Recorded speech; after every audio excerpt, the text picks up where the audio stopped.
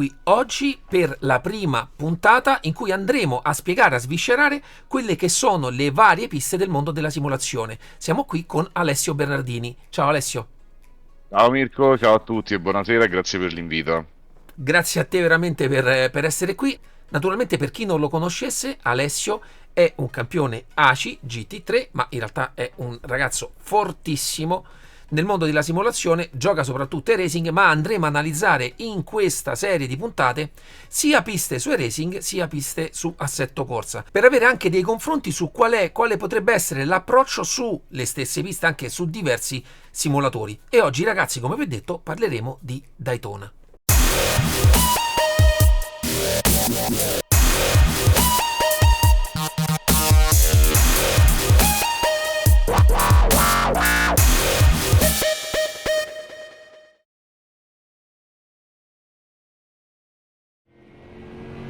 Allora, in approccio di curva 1 il mio punto di riferimento è l'ultimo segno bianco della carreggiata. Qui inizio la mia frenata puntando l'esterno della curva ma rimanendo comunque un po' al centro della pista, scalando fino alla terza marcia e stando il più stretto possibile per andare sul gas e sfruttare tutta la pista a disposizione.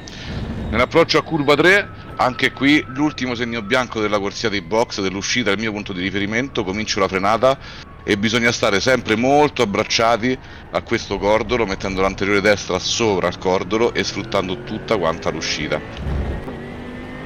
Arriviamo a curva 4 e 5, questa si fa ovviamente in pieno.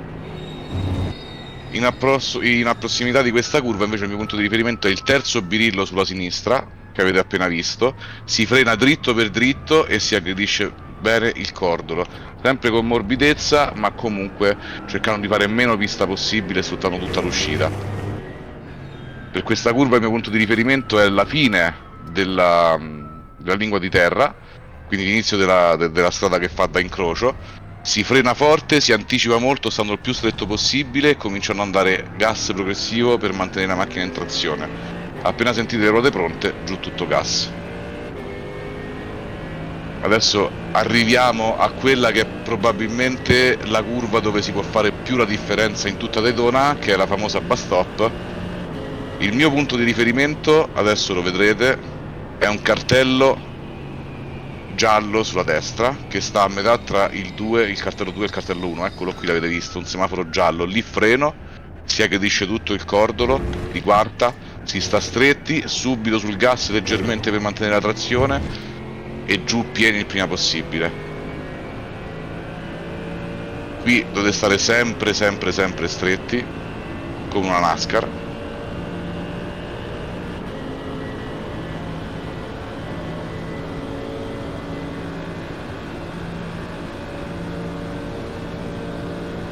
Sfruttate sempre tutta la pista e questo è un giro di Daytona. Ragazzi, adesso abbiamo visto quindi come affrontare piano piano tutte le curve di Daytona. Adesso manderemo un video in cui Alessio fa un giro veramente forte. Io con questo vi saluto, vi dico che vi metterò i link sotto in descrizione per poter contattare anche Alessio. Io ragazzi è uno dei ragazzi più forti, più veloci che conosco nel mondo della simulazione. Fa delle sessioni di coaching e io metterò i link in descrizione per poterlo contattare per chi è interessato magari e vuole migliorare un pochino le proprie prestazioni. Naturalmente la rubrica proseguirà anche con assetto corsa. Andremo a sviluppare, a sviscerare tantissime piste. Spero che il video vi sia piaciuto. Ciao Ale, grazie. Sì, grazie a voi ancora.